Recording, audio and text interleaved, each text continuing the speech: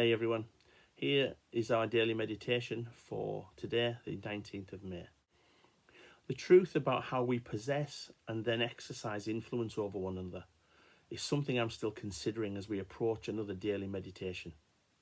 Our verse today comes from the Gospel according to Luke and chapter 6 and verse 40, which says this: "A disciple is not above his teacher, but everyone, when he is fully trained, will be like his teacher." In the previous verse, Jesus has just delivered one of his shortest parables on the foolishness of the blind leading the blind. The point being that there is no point to that at all, as they will both end up falling into a pit. He then transposes this into a stark truth regarding the goal of any disciple. It was a well-established belief in Judaism and the Greco-Roman world that a disciple's aim was to be like his master in all things. This has a number of helpful applications, of which two stand out to me today. First is the danger inherent in making disciples for ourselves. Second is the delight of making disciples after Jesus. Firstly, the problem with drawing people after ourselves is that it's much easier to replicate our bad habits than our good ones.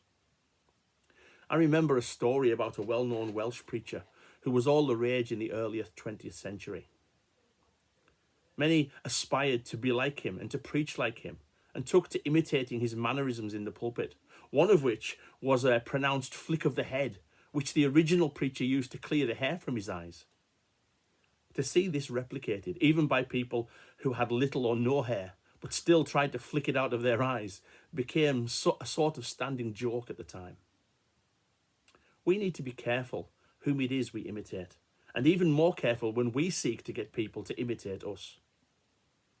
I often remember Robert Murray McShane's quote, "My people's greatest need is my personal holiness." And that's not true just of pastors, but of every Christian. On the other hand, there is the delight of making disciples of Jesus. The wonderful truth of this is that, of course, he has no character flaws or annoying habits or mannerisms. He is gentle and lowly of heart, perfect in character and holiness. What better model could we hope to aspire to than that of Jesus himself?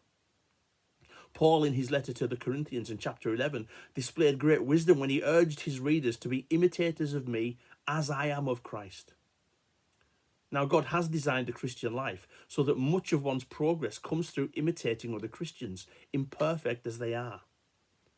But there has to be an alignment of our characters and motives to Christ, and a true desire to point people to him for that to be beneficial. God bless.